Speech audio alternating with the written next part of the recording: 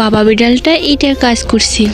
হঠাৎ করেই মাথার উপরে ইট পড়ে যায়, সাথে সাথেই ডক্টরের কাছে নিয়ে যাওয়া হয়। ডক্টর ফোন দিয়ে মা বিড়ালটাকে তখনই জানায়। মা বিড়ালটা তার বাচ্চাদের নিয়ে তাড়াহুড়ো করেই হসপিটালে চলে আসে। ডক্টর বাবা বিড়ালটাকে বাঁচানোর জন্য অনেকটাই চেষ্টা করে। মা বিড়াল তার বাচ্চাদের নিয়ে হসপিটালে চলে আসে। ততক্ষণে ডক্টর জানায় বাবা বিড়ালটাকে বাঁচানো যায়নি।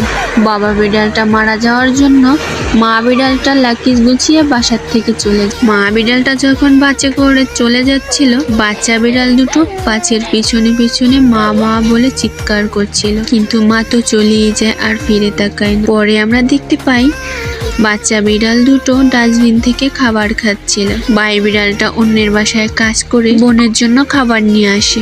বোন খাবারগুলো খুব মজা করে খাচ্ছিল। সন্ধ্যা হলে তারা ঘরে ফিরে আসে। ভাই বিড়ালটা অনেক পরিশ্রম করে, তাতে অনেক টাকাও পায়। সেই টাকা দিয়ে বোনকে স্কুলে ভর্তি করে দেয়।